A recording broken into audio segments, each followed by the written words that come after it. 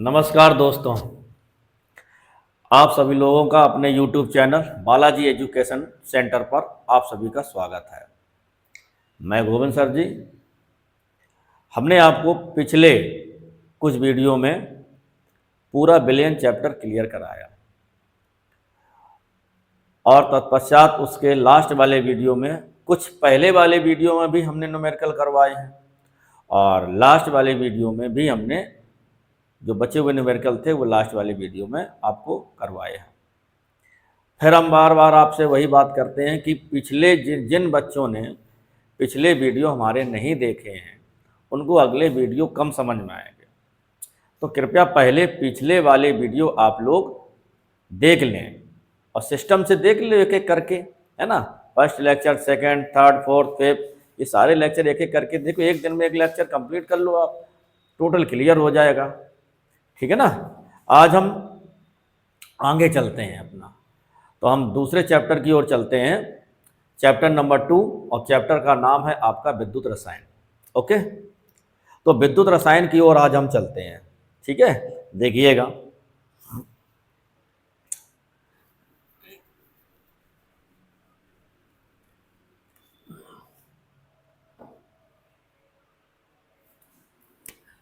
विद्युत रसायन,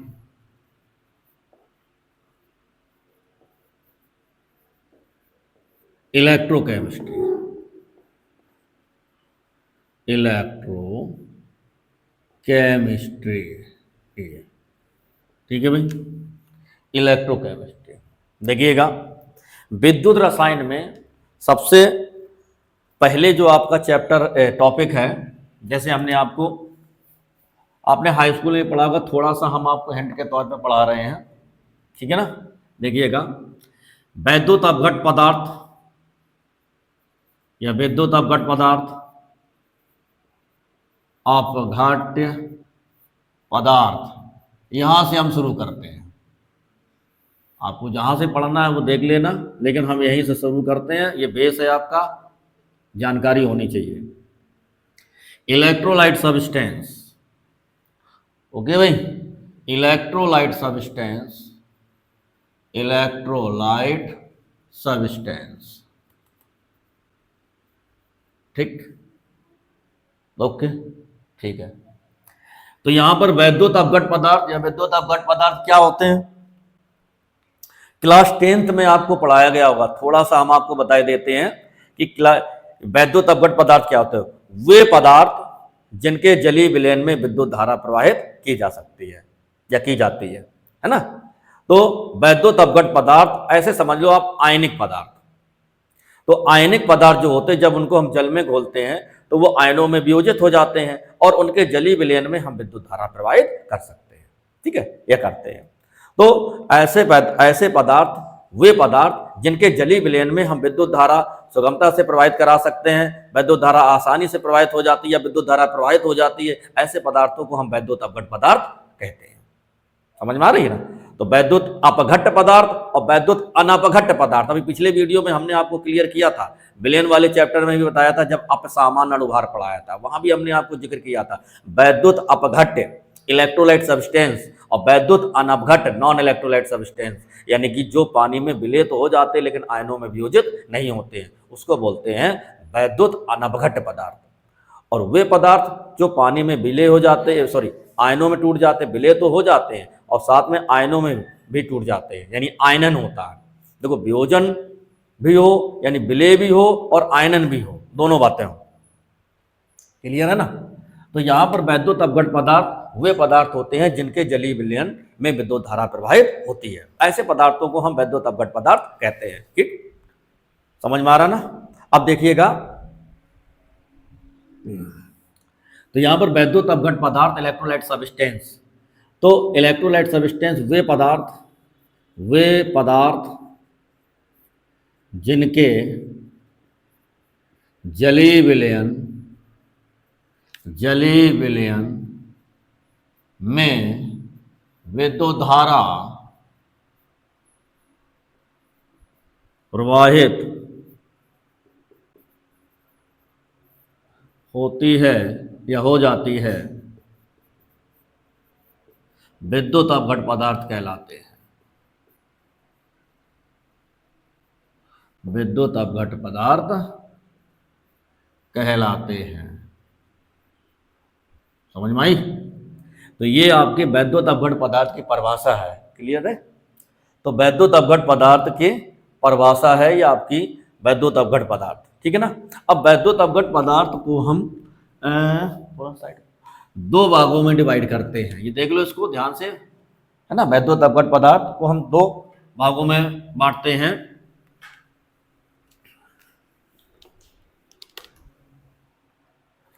वैद्युत अपघट पदार्थ को दो भागों में बांटते हैं भैया। प्रबल वैद्युत अपघट पदार्थ नंबर एक, प्रबल वैद्युत अपघट पदार्थ, प्रबल वैद्युत अपघट पदार्थ, और नंबर दो है आपका दुर्बल वैद्युत अपघट पदार्थ। दुर्बल वैद्युत अपघट पदार्थ। Okay, strong electrolyte substances and weak electrolyte substances. Weak electrolyte substances.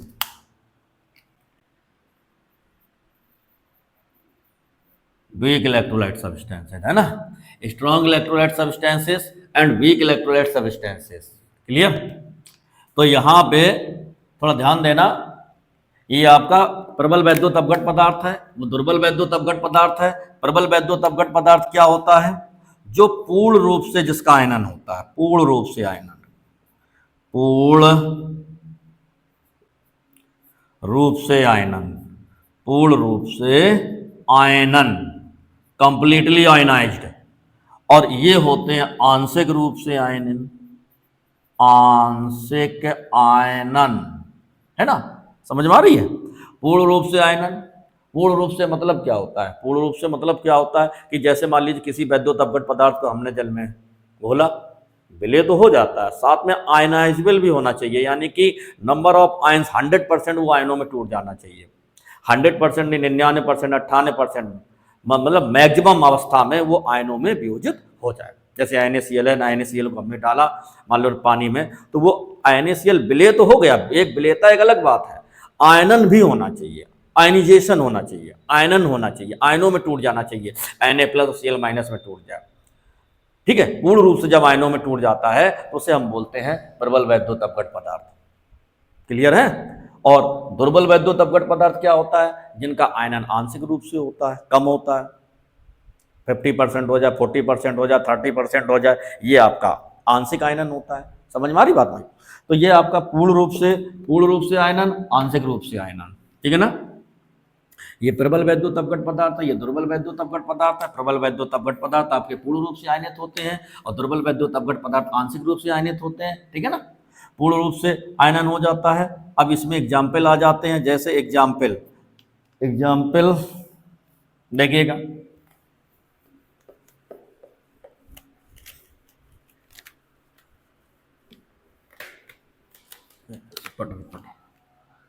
है ना? तो ये आपका चैप्टर वैद्युत रसायन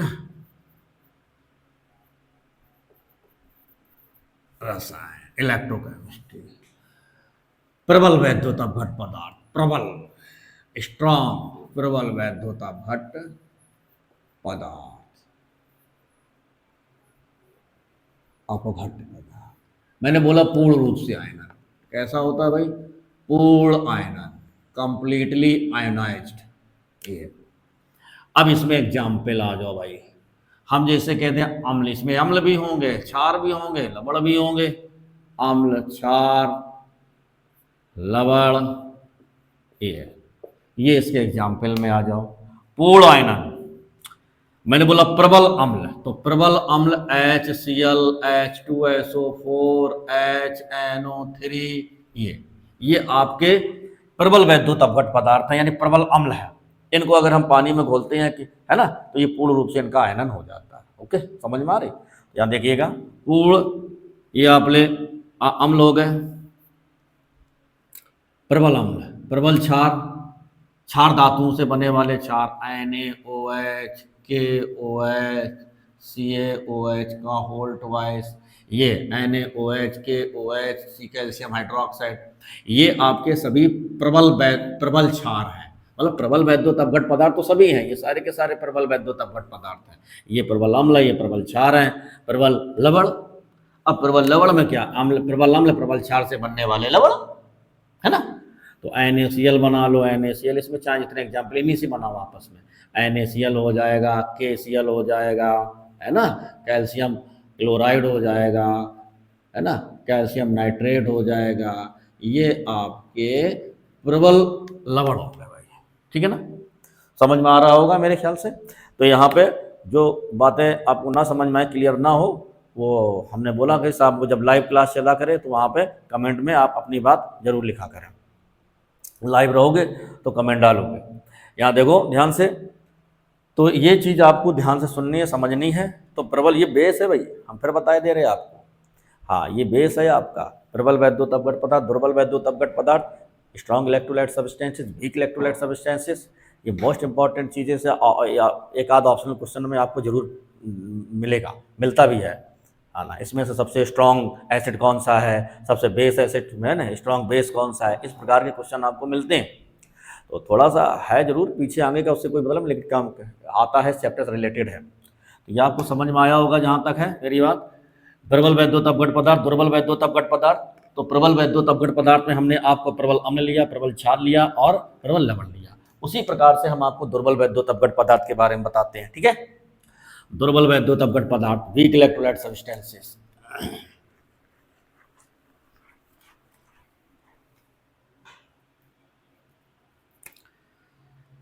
दुर्बल वैद्युत अपघट पदार्थ, है ना। वीक आ जाओ भाई, जिनका पूर्ण रूप से आयनन नहीं होता, आंशिक रूप से आयनन होता है ना। अब इसमें वही एग्जाम्पल है आपके, दुर्बल अम्ल, दुर्बल क्षार, दुर्बल लवण।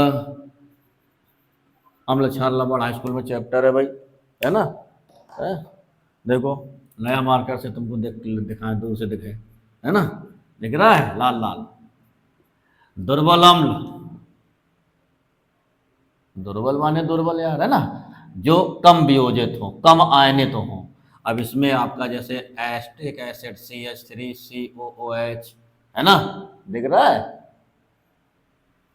Formic acid HCOOH, boric acid H3BO3, ठीक, बोरिक एसिड। अरे कोल्ड ड्रिंक वाला आ गया भाई, है क्या नाम बताया था इसका, क्यों भाई, इसको पहचानो, कार्बोनिक एसिड। क्या नाम है इसका, कार्बोनिक अम्ल। मालूम भाई ये कहाँ मिलता है, और ये होता क्या है, कार्बन डाइऑक्साइड प्लस वाटर का मिक्सअप। किसका मिक्सअप होता है, कार्बन डाइऑक्साइड गैस को प्रेशर डाल के वाटर में डिसॉल्व किया जाता है, हेनरी नियम, अभी हमने पढ़ाया था कुछ दिन पहले, है ना। ये हेनरी नियम के आधार पर बनाया जाता है।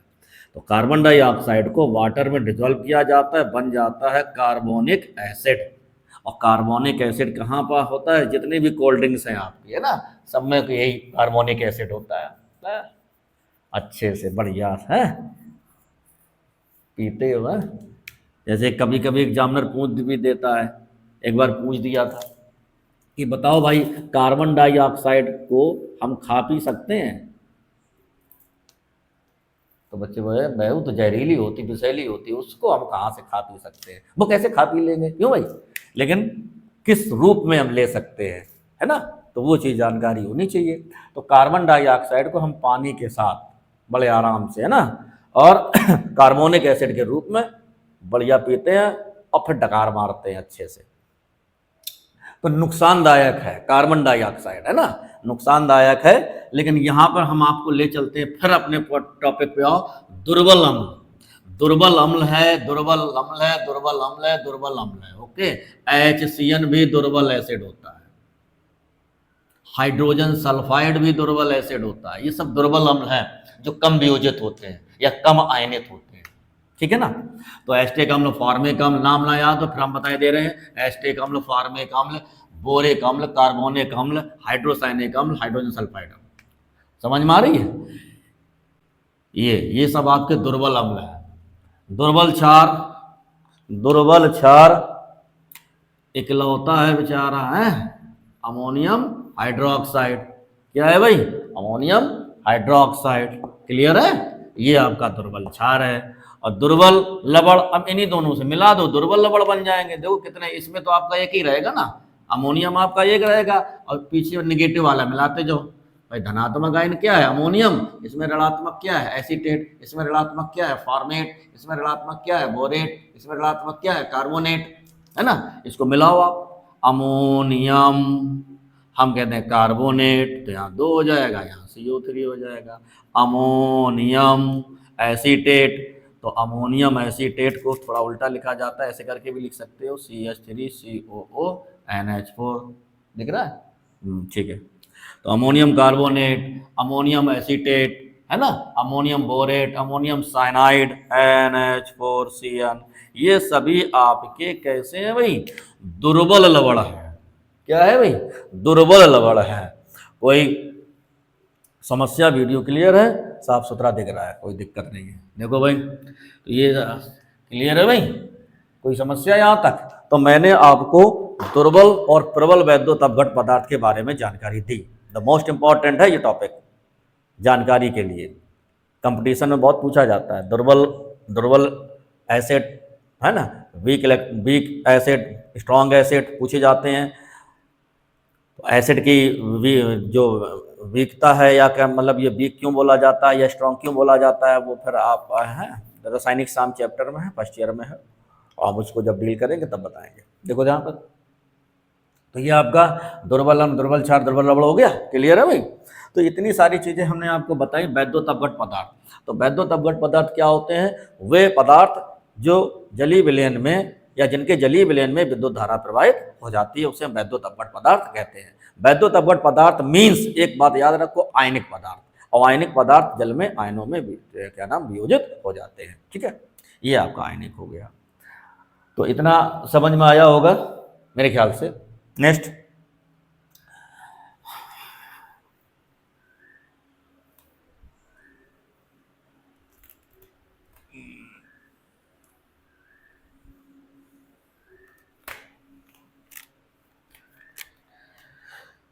इलेक्ट्रोकेमिस्ट्री से संबंधित है तो वो पिछले टॉपिक में, बट हम आपको थोड़ा सा जानकारी देना हमारा जरूरी है, क्योंकि यहाँ पर बिना इसके जानकारी के आपको अगर नहीं मालूम होगी तो भी आप थोड़ा सा देख लो इसको, है ना। हम जैसे आपने पढ़ा होगा इलेक्ट्रोड विभव, इलेक्ट्रोड विभव, इलेक्ट्रोड पोटेंशियल, है ना, electrode potential A represented by A, electrode potential. Okay, clear है भाई? ठीक। तो भैया बताओ इस इलेक्ट्रोड विभव क्या है? आपने पढ़ा होगा, ध्यान से सुनना, बढ़िया है। यहां पर जैसे मान लीजिए किसी भी धातु की छड़ को, किसी भी धातु की छड़ को जब किसी वैद्युतपघट पदार्थ में डुबोते हैं या उसी के वैद्युतपघट पदार्थ में डुबोते हैं, है ना, एक मेटल रॉड को, एक धातु की छड़ को उसी के वैद्युतपघट पदार्थ में जब डुबोते हैं तो वैद्युतपघट पदार्थ और धातु की छड़ के बीच में एक पोटेंशियल उत्पन्न यानी विभव उत्पन्न हो जाता है और धातु की छड़ ऋण या धन आवेशित हो जाती है। देखोगे ध्यान से, ये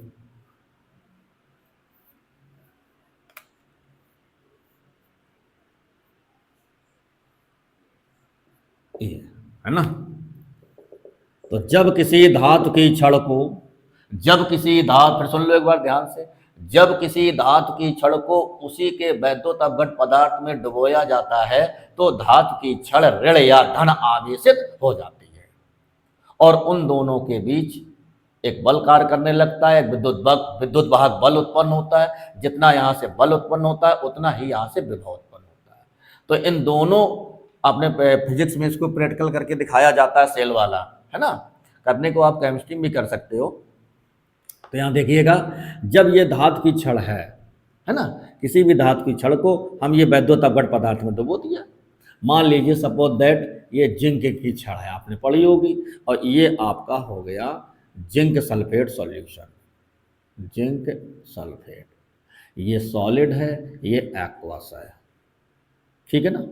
जब धातु की छड़ को उसी के वैद्युत अपघट पदार्थ में डुबोया जाता है तो यहाँ जिंक की छड़ ऋण आवेशित हो जाती है। कैसी हो जाती है भाई? ऋण आवेशित। उसी के सापेक्ष में दूसरा दिखाते हैं भैया, ये ये मान लो कांपर की हमने छड़ ले ली, इसको हमने डुबो दिया कांपर सल्फेट में। किसमें डुबो दिया भाई? कांपर सल्फेट। यहाँ पर ये आपका सॉलिड है, ये एक्वस है। इसकी सांद्रता फिक्स कर दो तो मानक इलेक्ट्रोड वो हो जाएगा, वो हम अभी बताएंगे, पहले एक एक समझो। ये आपकी धातु की छड़ है, यहाँ ये आपकी कांपर की छड़ धनावेशित हो जाएगी, है ना। तो जब किसी धातु की छड़ को उसी के वैद्युत अपघट पदार्थ में डुबोया जाता है तो धातु की छड़ ऋण या धन आवेशित हो जाती है। बात समझ में आई इतनी? तो यहाँ पर जब किसी धातु की छड़ को उसी के या किसी भी वैद्युत अपघट पदार्थ में, जरूरी नहीं कि हम उसी का लें, किसी भी वैद्युत अपघट पदार्थ में डुबो तो उनके बीच में एक बल कार्य करने लगता है, ठीक है ना। एक ये इतना सिस्टम बेटा एक इलेक्ट्रोड बोला जाता है। इतना सिस्टम क्या बोला जाता है कि धातु की छड़ और एक बीकर, धातु की छड़ और वैद्युत अपघट पदार्थ, धातु की छड़ को वैद्युत अपघट पदार्थ में डुबो दो, धातु की छड़ को वैद्युत अपघट पदार्थ में डुबो दो, ये आपका एक इलेक्ट्रोड बन गया। एक इलेक्ट्रोड बोलते हैं या अर्धशैल बोलते हैं, इसको क्या बोलते हैं हम? इसको इलेक्ट्रोड कह दो, ये अर्ध इलेक्ट्रोड बोला जाता है। इलेक्ट्रोड दिख रहा है? हाँ ठीक है, इलेक्ट्रोड, या हम इसको बोलते हैं अर्धशैल। क्या बोलते हैं भाई? अर्धशैल, ठीक है ना। तो यहाँ पर अब जैसे तुमने देखा होगा घर में जैसे बैटरा होता है तो उसमें दो छड़ें होती है, एक प्लस वाला एक माइनस वाला, तो दो इलेक्ट्रोड हो गए, है ना। और एक सेल जो होता है वो दो इलेक्ट्रोडों से मिलकर बनता है। उसी प्रकार से ये आपके अलग अलग हम इलेक्ट्रोड आपको बता रहे हैं, आधा सेल ये, आधा सेल ये, एक इलेक्ट्रोड ये, एक इलेक्ट्रोड ये। और किसी पर्टिकुलर इलेक्ट्रोड में, एक खास इलेक्ट्रोड में जो विभव उत्पन्न होता है उसे हम इलेक्ट्रोड विभव कहते हैं। अब विभव उत्पन्न होता कैसे, बात ये है ना। तो यहाँ पर जैसे हम किसी भी धातु की छड़ को उसी के वैद्युत अपघट पदार्थ में डुबोते हैं तो ये धातु की छड़ क्या होती है, इनके बीच में एक बल कार्य करने लगता है। आ रही बात समझ में? और यानी कि सॉलिड टू लिक्विड अवस्था जो बनती है इसमें एक बल कार्य करने लगता है और वहाँ से एक विभव उत्पन्न होता है और उस विभव को हम बोलते हैं इलेक्ट्रोड विभव। और ये छड़ जो होती है या तो ऋण आवेशित हो जाएगी या फिर धन आवेशित हो जाएगी। अब देखिएगा ऋण या धन आवेशित किस कैटेगरी में होती है। अब जैसे ये जिंक की छड़ है ना, ये equation number Zn converted into Zn plus plus और दो इलेक्ट्रॉन चूँकि दो प्लस है। ये भैया कक्षा 11 में थोड़ा सा इसको पढ़ाया जाता है, लेकिन हम हिंट के तौर पे आपको थोड़ा सा बताए दे रहे हैं, है ना। उसको समझना है आपको क्लियर करके। Zn यानी धातु की छड़, जिंक की छड़ जिंक आयन में परिवर्तित हो रही है, यानी कि छड़ से विलयन में आ रहा सिस्टम। ये है आपकी छड़, क्या है? छड़। और ये आपकी छड़ है और ये आ गया छड़ से विलयन में, छड़ से विलयन में, छड़ से विलयन में। और इलेक्ट्रॉन रह जाते हैं छड़ पर। इलेक्ट्रॉन कहाँ रह जाते हैं भाई? और थोड़ा बढ़ा दे रहे, छड़ पर इलेक्ट्रॉन रह जाते हैं, छड़ पर। जब इलेक्ट्रॉन छड़ पे रह जाते हैं तो इलेक्ट्रॉन होते हैं ऋण आवेशित, इसलिए छड़ आपकी हो जाती है ऋण आवेशित। क्लियर? तो ये आपका Zn जिंक की छड़, Zn प्लस प्लस छड़ से विलयन में, छड़ पर, ये आपको ध्यान देना है। तो ये आपकी कौन सी अपक्रिया होगी, यानी धातु की छड़ बदल रही है जिंक प्लस प्लस में और इलेक्ट्रॉन निकल रहे हैं, और इलेक्ट्रॉन निकलते हुए दिखाई जब दे जाते हैं तो वो कौन सी अपक्रिया होती है भाई? ऑक्सीकरण। कौन सी होती है? ऑक्सीकरण। तो यहाँ पर ऑक्सीकरण चलता है ना। ऑक्सीकरण आपका होता है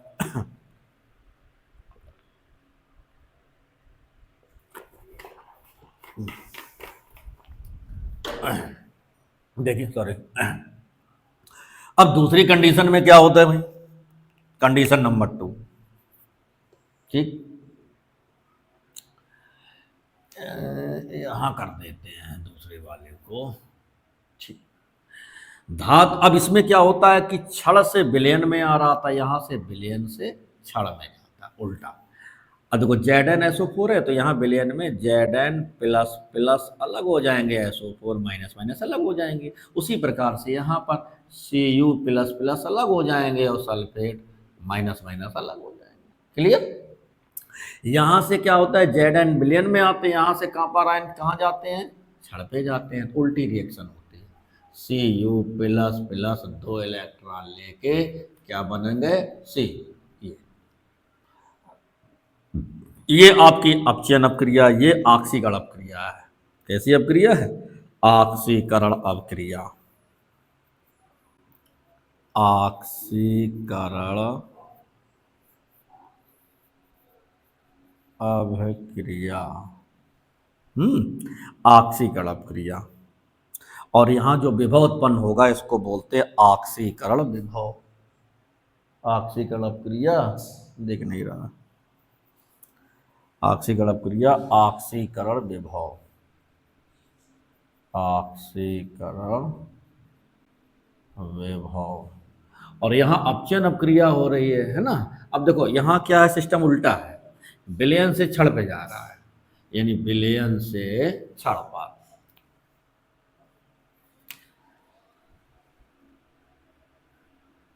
विलयन से छड़ पर, छड़ पर, और ये रह जाते हैं विलयन में, विलयन में, और ये बन गई आपकी छड़।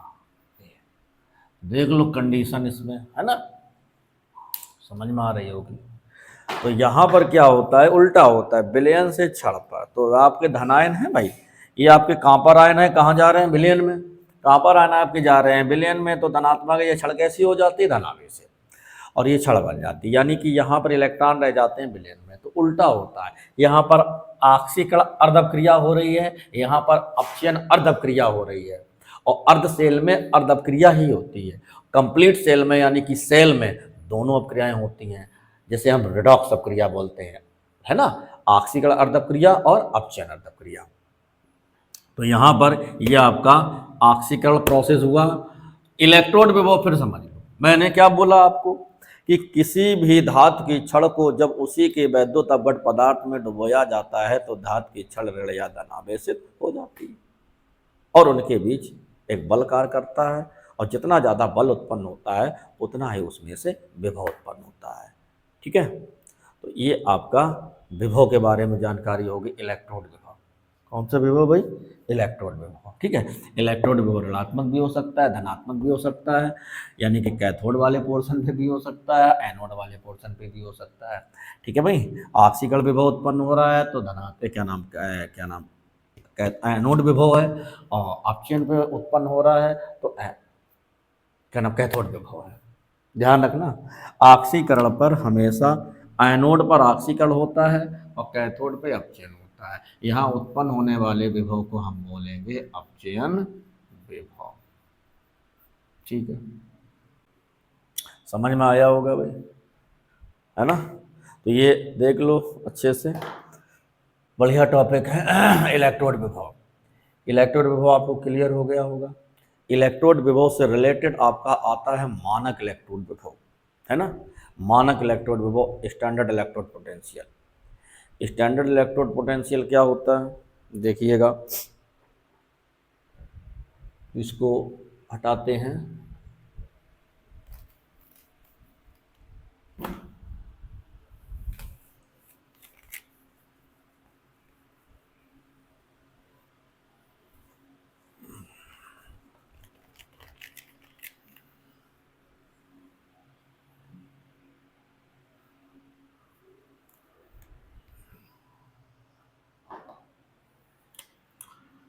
मानक इलेक्ट्रोड विभव, स्टैंडर्ड इलेक्ट्रोड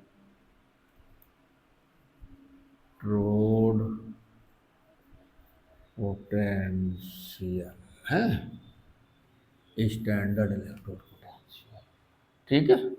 इसको दिखाते हैं E नॉट या E डिग्री, ठीक है भाई, E नॉट या E डिग्री। देखिएगा ध्यान से, स्टैंडर्ड मानक इलेक्ट्रोड विभव, मानक इलेक्ट्रोड में उत्पन्न होता है। अब मानक इलेक्ट्रोड है क्या? Hydrogen electrode. परिभाषा में थोड़ा सा अंतर है, कोई ज़्यादा अंतर नहीं। स्टैंडर्ड समझ रहे हैं ना, वो साधारण इलेक्ट्रोड था, ये स्टैंडर्ड है। तो स्टैंडर्ड का मतलब स्टैंडर्ड भाई, उसमें मानक क्लियर कर दिए गए हैं। अब जैसे वहाँ पे हमने कोई टेम्परेचर नहीं लिया, तो यहाँ पर 25 डिग्री सेंटीग्रेड था, 25 degree centigrade, 25 degree centigrade, 25 degree centigrade ताप 25 डिग्री सेंटीग्रेड ताप, कॉमा 1 एटीएम दाब, 25 डिग्री सेंटीग्रेड ताप, कॉमा 1 एटीएम दाब, ठीक है। 25 डिग्री सेंटीग्रेड ताप, 1 एटीएम दाब पर किसी धातु की छड़ को, धातु की छड़ को उसी के 1 मोलर, ठीक है, फिर समझो ध्यान से, 25 डिग्री सेंटीग्रेड, दो कंडीशन लागू हो गई। 25 डिग्री सेंटीग्रेड ताप, 1 एटीएम दाब पर किसी धातु की छड़ को उसी के 1 मोलर सांद्रता के वैद्युत अपघट्ट, 1 मोलर सांद्रता के वैद्युत अपघट्ट पदार्थ में डुबोने पर जो विभव उत्पन्न होता है, मानक इलेक्ट्रोड विभव कहलाता है। मानक इलेक्ट्रोड विभव कहलाता है, ठीक है। ये आपकी डेफिनेशन हो गई इसकी। अब मानक इलेक्ट्रोड आपका है क्या? एग्जाम्पल में आपका आता है हाइड्रोजन इलेक्ट्रोड, है हाइड्रोजन इलेक्ट्रोड। हाइड्रोजन इलेक्ट्रोड आपका एक मानक इलेक्ट्रोड है, ठीक है। अब ये कार्य कैसे करता है हाइड्रोजन इलेक्ट्रोड? पहले मानक इलेक्ट्रोड की परिभाषा समझ लो। इसे ए नॉट से रिप्रेजेंट करते हैं, ए डिग्री से रिप्रेजेंट करते हैं, इसको ध्यान रखना, ए नॉट या ए degree.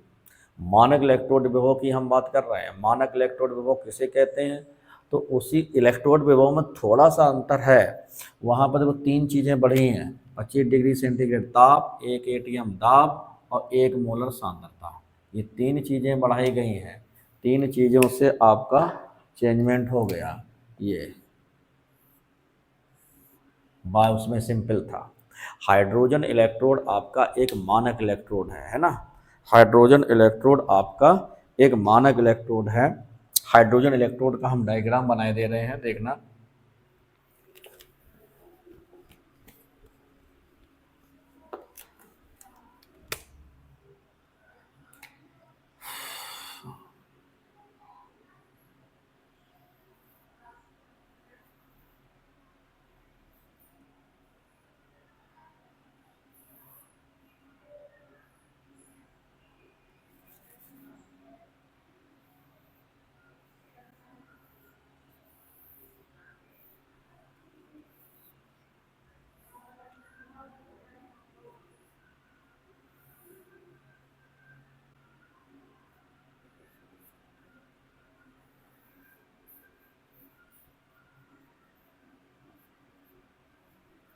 H2 gas by platinum wire.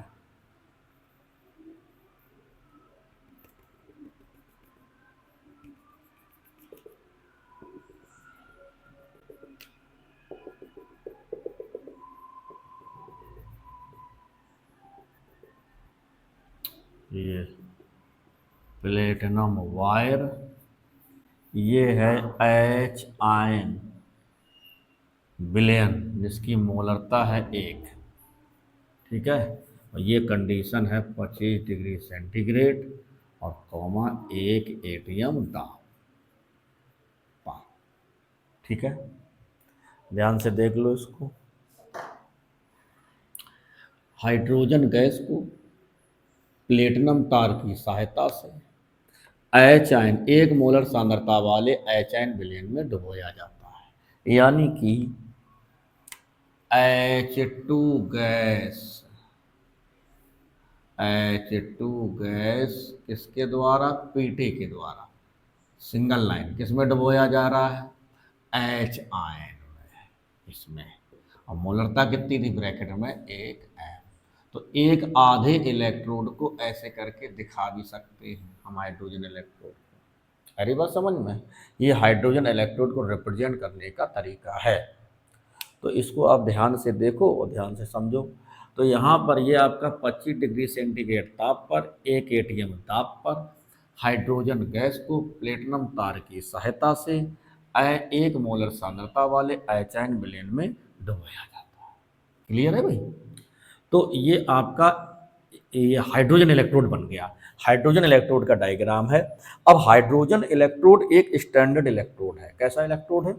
Hydrogen electrode एक स्टैंडर्ड इलेक्ट्रोड है और स्टैंडर्ड इलेक्ट्रोड, हाइड्रोजन इलेक्ट्रोड एक स्टैंडर्ड इलेक्ट्रोड है। इसकी सहायता से हम अन्य इलेक्ट्रोडों का विभव ज्ञात करते हैं, है ना। इसकी सहायता से हम अन्य इलेक्ट्रोडों का विभव ज्ञात करते हैं। कैसे ज्ञात करते हैं? अरे बात समझ में?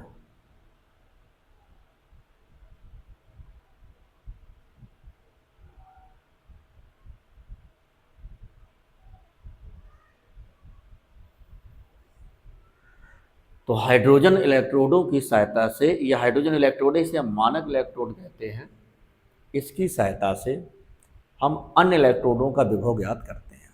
कैसे करते हैं? जैसे मान लो इस इलेक्ट्रोड को हम कॉपर इलेक्ट्रोड से जोड़ दें तो कॉपर इलेक्ट्रोड का मानक इलेक्ट्रोड विभव ज्ञात हो जाएगा। जिंक इलेक्ट्रोड से जोड़ दें तो जिंक इलेक्ट्रोड का विभव ज्ञात हो जाएगा, है ना।